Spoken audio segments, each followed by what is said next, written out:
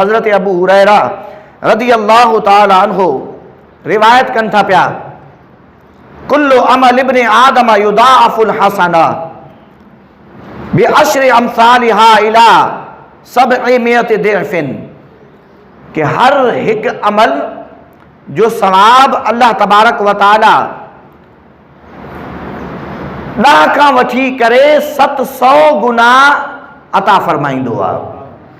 यानी कोई भी शख्स नेकी कंदो आहे त अल्लाह तबारक व ताला पंहिंजे फज़ल सां उन्ही के हिक नेकी जे बदले में 10 नेकियन जो सवाब अल्लाह ताला अता फरमाइंदो आहे। ऐं 10 नेकी घट में घट आहे, यानी घट में घट उन्ही के 10 नेकियूं अल्लाह ताला 10 दर्जा हिक नेकी जो सवाब अता फरमाइंदो आहे। मगर अल्लाह तबारक व ताला जेतिरो खुलूस नियत सां ऐं जेतिरी मोहब्बत सां जेतिरे लिल्लाह अल्लाह कारण काई नेकी कई वेंदी आहे त जेतिरो खुलूस हूंदो ऐं जेतिरो लिल्लाहियत हूंदी अमल जे अंदर अल्लाह तबारक व ताला अजर ही एतिरो वधीक अता फरमाइंदो। 10 खां वठी करे अल्लाह तबारक व ताला 700 गुना तक कंहिं नेकी जो अजर अता फरमाइंदो आहे, 700 गुना तक। मगर हज़रत अबू हुरैरा रज़ियल्लाहु अन्हु फरमाइन था पिया, इल्ला सौमा फ़इन्नहु ली व अना अजज़ी बि।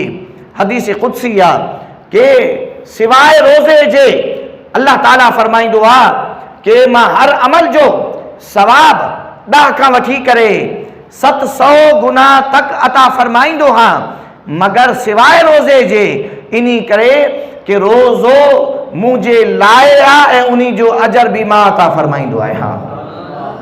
रोज़ो मुझे लाया, रोज़ो मुझे लाया, हालांकि हर अमल अल्लाह तबारक व ताला जे लाया, मगर रोज़े जे अंदर जो रोज़ो हिकड़ी बातनी इबादत आहे ऐं जेतिरे ताणी कोई रोज़ेदार न ॿुधाए त रोज़े जी ख़बर न पवंदी आहे, बातनी इबादत आहे। इन्ही करे अल्लाह तबारक व ताला रोज़े जी निस्बत पाण ॾे फरमाई आहे। फरमाई रोज़ो मुझे लाया, मुझे लाए ख़ास आहे, रोज़ो मुझे लाया ऐं बातनी इबादत आहे ऐं बग़ैर ॿुधाइण जे जेतिरे ताणी रोज़ेदार पंहिंजी इबादत जे मुतालिक़ ॿुधाए न ओतिरे ताणी ॿिए खे रोज़ेदार जी यानी इन्ही अमल जी ख़बर न पवंदी आहे। फरमाई जहिड़ी बातनी इबादत आहे ऐं ख़ालिस मुंहिंजे लाइ आहे। इन्ही करे ॿिया सभई जेके अमल आहिनि अल्लाह ताला 700 गुना तक फ़रिश्तनि खे हुकुम फरमाईंदो आहे कि फ़रिश्तो इन्ही खे एतिरो अजर अता फरमायो, मगर ऐं रोज़ेदार तुंहिंजे लाइ बशारत आहे।